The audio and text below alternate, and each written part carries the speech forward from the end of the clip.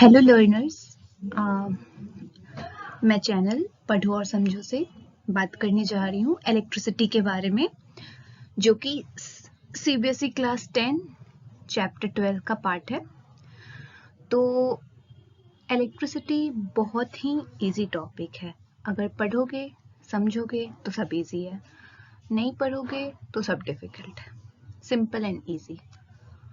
तो स्टार्ट करते हैं इलेक्ट्रिसिटी से। तो इलेक्ट्रिसिटी क्या है? It is just a kind of energy जो कि प्रोड्यूस होता है due to the existence of charge particle. अब चार्ज पार्टिकल क्या होते हैं? बेसिकली 3 टाइप्स के होते हैं, पता है। Positive, negative. नेगेटिव को क्या बोलते हैं? Electrons, protons and neutral. तो इलेक्ट्रिसिटी जस्ट एक फॉर्म ऑफ एनर्जी है जो कि अगर चार्ज स्टैटिकली प्रेजेंट है या फिर चार्ज डायनेमिकली मूव कर रहा है, तो व्हेन चार्ज स्टैटिकली प्रेजेंट होता है तो हम लोग जैसे कि फ्रिक्शन, वो चार्ज जब रब करते हैं हैंड्स को तो हीट जनरेट होता है, वो स्टैटिक चार्ज होते हैं।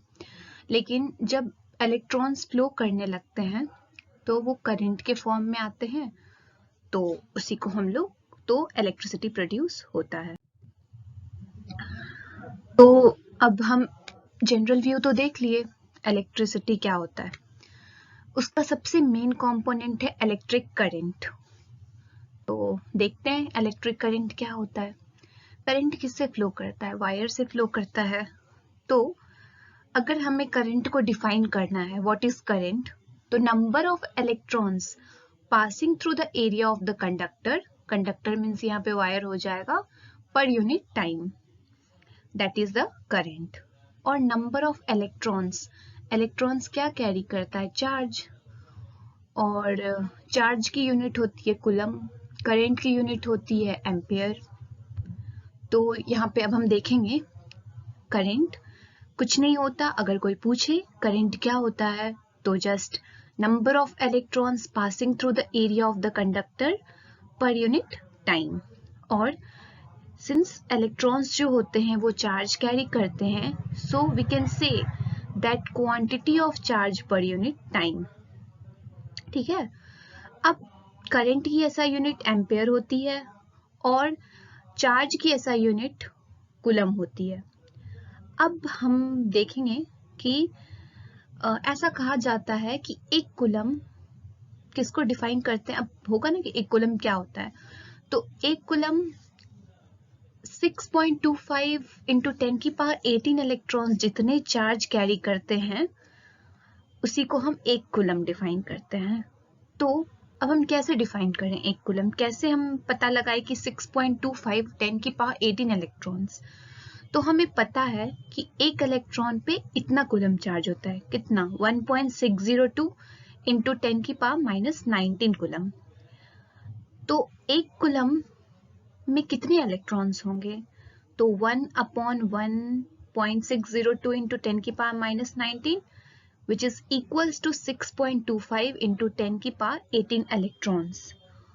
तो करंट को हम अभी देखे, क्या क्या देखे कि करंट की फॉर्मूला क्या होती है कि number of electrons passing through the conductor per unit time. तो 6.25 इंटू 10 की power 18 is the number of electron, और हमें इसको चार्ज के फॉर्म में लिखना है। तो चार्ज क्या होता है? एक इलेक्ट्रॉन के लिए 1.60 था, 2 इंटू 10 की पावर -19 कूलम था, तो 6.25 इंटू 10 की पावर 18 इलेक्ट्रॉन को मल्टीप्लाई करेंगे 1.602 इंटू 10 की पावर -19, तो हमें एक कूलम मिलेगा। तो इस तरीके से हम डिफाइन करते हैं। और अब हम देखते हैं एम्पेयर की अदर फॉर्म्स क्या हो सकती हैं। हमें पता है करंट की ऐसा यूनिट एम्पेयर है, चार्ज की ऐसा यूनिट कूलम है, टाइम को हम सेकेंड से नोट करते हैं, तो ampere is equal 1 ampere is equals to 1 coulomb per second. और ये स्केलर क्वांटिटी होती है, मतलब कि करंट की सिर्फ मैग्नीट्यूड डिफाइन होती है, ना कि डायरेक्शन। सो इसीलिए इसको स्केलर क्वांटिटी कहते हैं। अब जैसे कि ये सर्किट है, एक इम्पोर्टेंट सी बात है, ध्यान में रखना। जैसे कि देखो, ये नॉर्मल सर्किट है, सब जानते हैं, इतना तो जानते होगे ना भाई कि करंट कैसे फ्लो करता है। ये बैटरी है, ये बल्ब मान लो, ठीक है। तो ये पॉजिटिव टर्मिनल है, इधर नेगेटिव टर्मिनल होता है बैटरी का। पॉजिटिव मतलब क्या होता है, मतलब डेफिशिएंसी ऑफ इलेक्ट्रॉन। तो इलेक्ट्रॉन कैसे फ्लो करेगा, इस पॉजिटिव की डेफिशिएंसी को कम करेगा।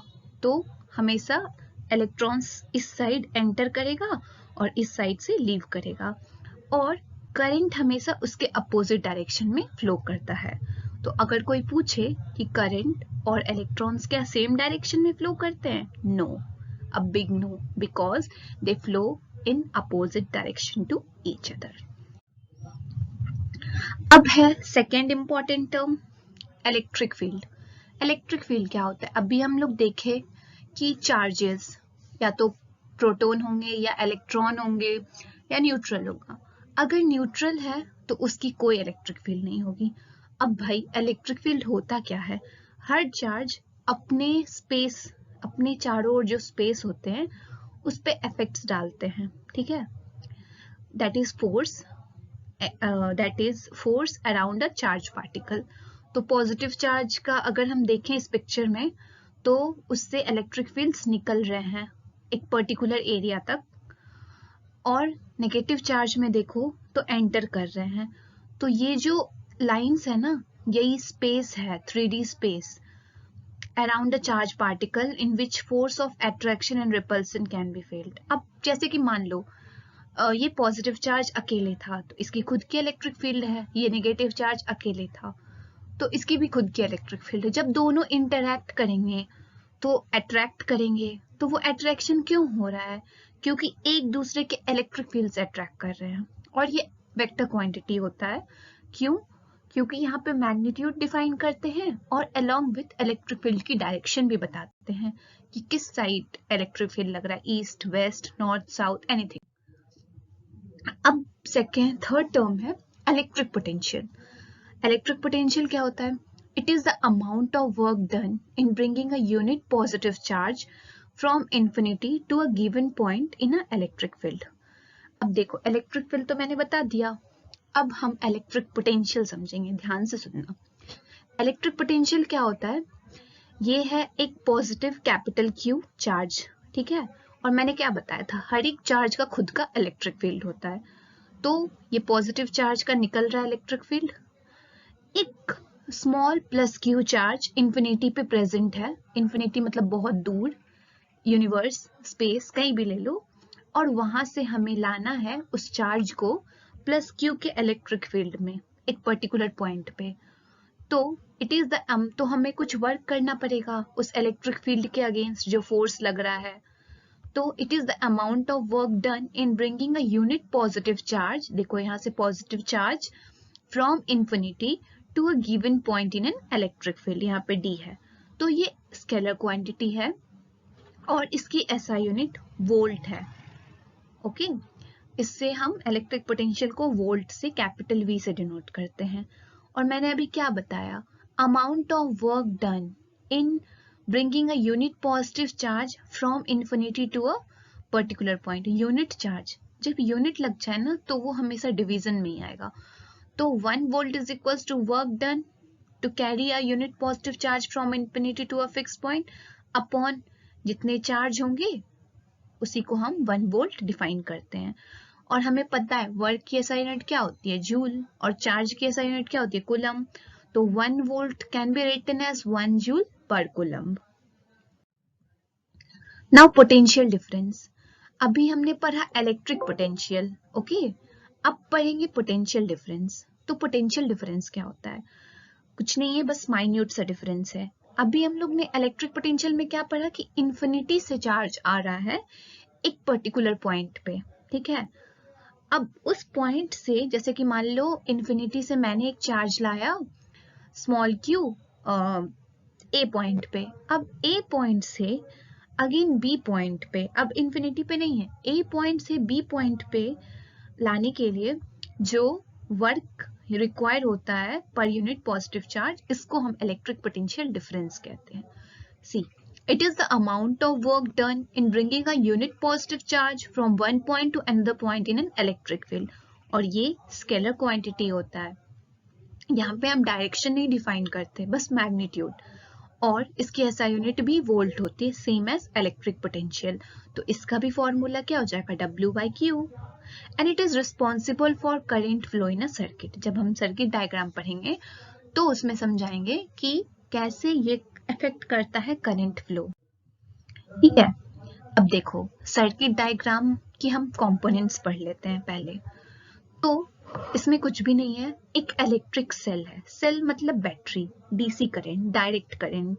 ठीक है, तो उसको हम लोग जब उसका डायग्रामेटिक रिप्रेजेंटेशन करते हैं तो हम बस दो ये सिंबल यूज करते हैं, एक पॉजिटिव टर्मिनल और एक नेगेटिव टर्मिनल. पॉजिटिव टर्मिनल से हमेशा इलेक्ट्रॉन एंटर होता है और करंट बाहर निकलता है. अब बैटरी और अ कॉम्बिनेशन ऑफ सेल, अब बहुत सारे सेल का कॉम्बिनेशन है. तो देखो क्या होता है, एक पॉजिटिव एक नेगेटिव टर्मिनल एक सेल हुआ. अब इसके नेगेटिव टर्मिनल से एक अदर पॉजिटिव टर्मिनल हो रहा है सेकेंड सेल का. इसके नेगेटिव टर्मिनल से third positive terminal third cell का अटैच हो रहा है. अब है की को हम लोग स्विच भी कहते हैं. जब वो ओपन होता है तो बस डिफरेंस यहाँ ये है कि यहाँ पे डॉट नहीं होता, और प्लग की और स्विच जब क्लोज मीन्स ऑफ होता है तो यहाँ पे डॉट होता है. अब बहुत सारे वायर भी ज्वाइंट होते हैं सर्किट्स में. हम लोग देखें ना घर में हमारे वायर्स ज्वाइंट होते हैं, तो यहाँ पे ये ज्वाइंट है, तो इस चीज से सिंबल से डिनोट करते हैं. Wire crossing without joining. अब कोई वायर ऊपर से निकल रहा है मीन्स ज्वाइंट नहीं है, ऊपर से निकल रहा है फिजिकली, मतलब दोनों अटैच्ड नहीं है, बस ऊपर से निकल रहा है, तो इसको ऐसे डिनोट करते हैं. इलेक्ट्रिक बल्ब, बल्ब तो जानते ही हो. रेसिस्टर, रेसिस्टेंस पढ़ाएंगे. रेसिस्टेंस कुछ भी नहीं है, इसको तुम ऑब्स्ट्रक्शन ले लो या फिर रुकावट. वेरिएबल रेसिस्टेंस और रियोस्टैट. अब रेसिस्टेंस अलग अलग तरीके के हो सकते हैं.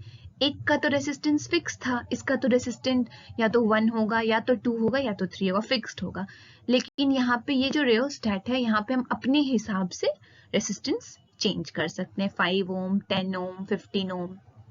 ये एम मीटर है, नाम में पता चल रहा है ना, ammeter. Am it is used to measure current. और voltmeter it is used to measure potential difference, voltage. Okay, finally Ohm's law पे आ जाते हैं. ओम्स लॉ क्या होता है, एक साइंटिस्ट थे ओम जिनका नाम है, उन्हीं के जो ये लॉ स्टेट किए थे और उन्हीं के नाम पे ये ओम्स लॉ दिया गया है. It states that relationship between the electric current and potential difference. यहाँ पे हम रिलेशनशिप किसके बीच में देखेंगे, करंट और पोटेंशियल डिफरेंस के बीच में क्या रिलेशन है. करंट तो मैंने बता दिया, पोटेंशियल डिफरेंस भी बता दिया. अब हम देखेंगे कि क्या कहता है ये रिलेशनशिप. ये कहता है कि the current that flows through a conductor, अगर किसी वायर से करंट फ्लो कर रहा है तो वो डायरेक्टली प्रोपोर्शनल होता है voltage applied to it, means potential difference के, provided that all the physical condition and temperature should be kept constant. It means V is directly proportional to I.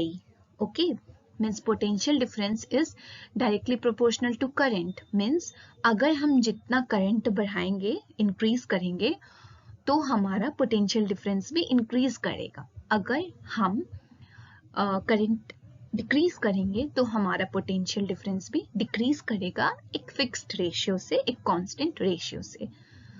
तो अब इस प्रोपोर्शनलिटी को हटाने के लिए मैंने यहाँ पे R कांस्टेंट यूज किया है, और R इसी को हम लोग कहते हैं रेसिस्टेंस. ठीक है, तो V is equals to IR, हमारा फॉर्मूला आ गया. Potential difference is equals to current into resistance. R is for resistance, और हम इसको ऐसे भी लिख सकते हैं, current is equals to V upon R, और रेसिस्टेंस का सिंबल होता है ये, जिसको ओम कहते हैं. ठीक है, और हमने अभी क्या बोला कि दोनों डायरेक्टली रिलेटेड है. तो हमारा ग्राफ, जब हम डिफरेंट वोल्टेज लेंगे उस कंडक्टर से जो पास होंगे और डिफरेंट करेंट्स जब लेंगे और प्लॉट करेंगे, तो हमारा स्ट्रेट लाइन आएगा. अब देखो, मैंने मान लो डिफरेंट ऑब्जेक्ट्स का रेसिस्टेंस कैलकुलेट किया, तो जिसकी स्लोप मीन्स जिसकी स्लोप ज़्यादा होगी उसका रेसिस्टेंस हाई होगा, और जिसकी स्लोप कम होगी वो लो रेसिस्टेंस की होगी। लो रेसिस्टेंस मतलब अच्छी चीज़ है, मीन्स ये जितना ज़्यादा ऊपर, ये स्लोपी सरफेस जो है, जितना ज़्यादा स्लोपी सरफेस होगा वो रेसिस्टेंस को बताता है, उतनी ज़्यादा हाई रेसिस्टेंस होगी। Okay, thanks for watching. अगर आपको मेरा चैनल अच्छा लगा तो please just hit the subscribe button, और मैं जल्द ही पार्ट 2 अपलोड करने वाली हूँ। Okay, thank you so much.